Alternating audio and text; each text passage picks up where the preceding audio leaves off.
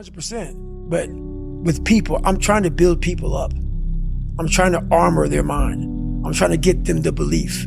Because this world we live in is tough. It's tough. It will beat you down. The world and the life that we live in is the ultimate competitor.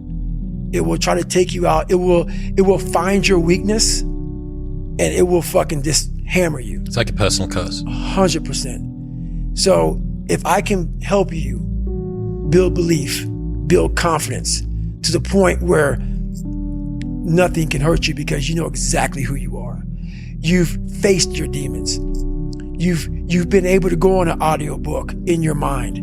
Maybe you didn't write a book, but in your mind, you were able to hear all your past traumas. You were able to listen to them. You're able to fucking say, okay, now I can now talk to people about what I went through. I'm no longer embarrassed. I'm looking at answers in the light. None. It's too happy. It's too nice. And we don't need to be taught how to live in happiness. That just comes naturally to us. Happy moments, but the dark times, man, you can't get there unless you put yourself there. Life will take you there. But when you get into those dark moments, that's why people, how are you able, man, I couldn't fucking read and write till I was a junior in high school. How are you able to write like this, man? Motherfucker, I go to such places in my mind and I study the darkness. Like, it's not just physical. When I was growing up and I saw my mom getting beat and I got beat and I was some stuttering little black kid in an all-white school and I'm on stage and I gotta say one fucking line in front of fucking 15 people and I walk off stage because I was fucking stutter.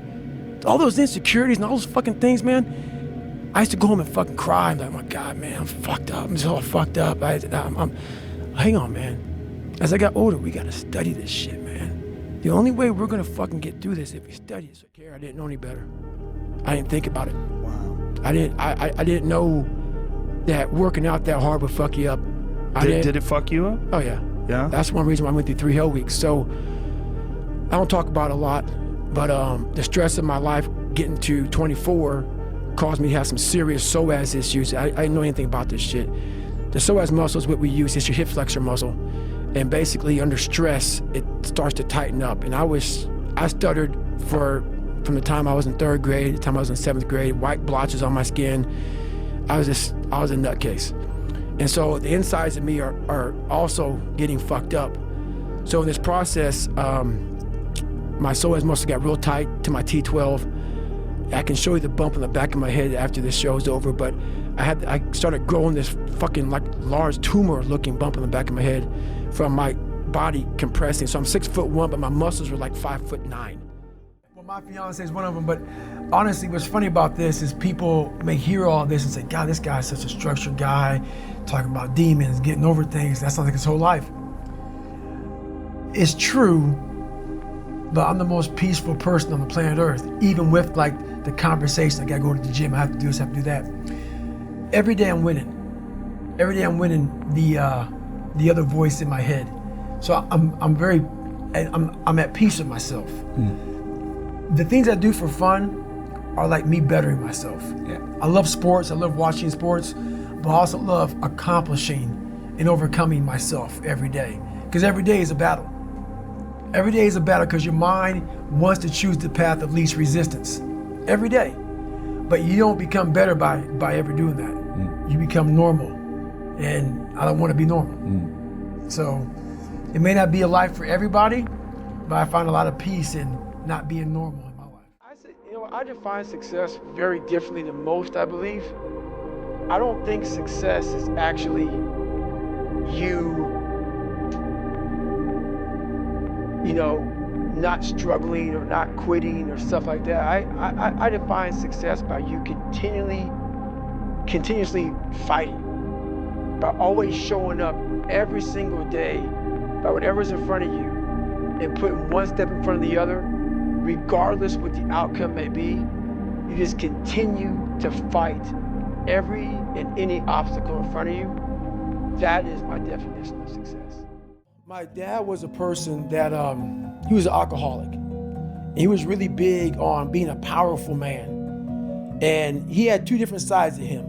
He had a side that once we left our house, so our house was the dungeon. No one knew anything about the inside of that house. The inside of that house was horrible. It was evil. Like the evil monster came out to play. But once he left that house, he was the nicest person on the planet. So no one knew, who this guy was. So the scarring started happening inside the dungeon. And my dad didn't really believe in us going to school.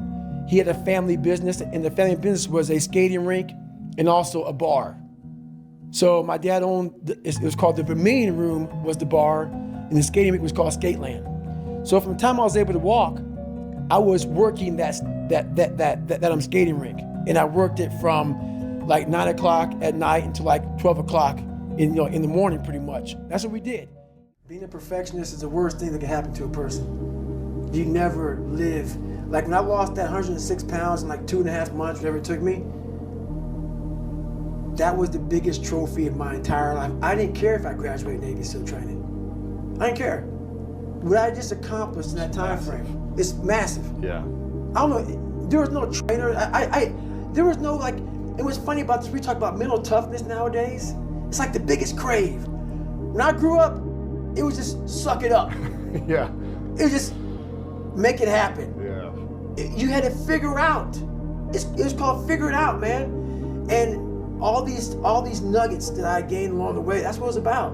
It wasn't about the trident. It wasn't about all those daggone medals. It wasn't about any of that. And that's why I hate even talking about being a SEAL, I mention stories. People, why don't you talk about it didn't define me? The journey getting there was harder than going through it.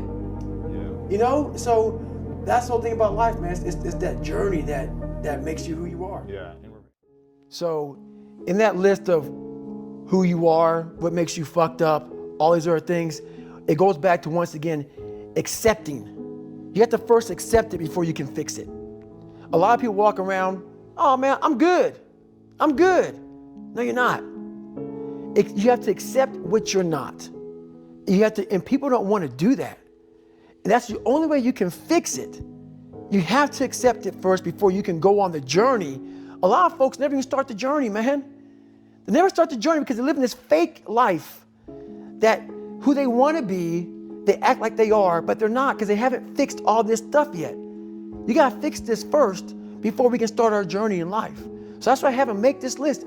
You fix these problems, now your journey can begin because you no longer care about how people are judging you. When you care more about how someone's judging you, you're going to stay right there. There's no forward momentum. So that's the whole thing about that list.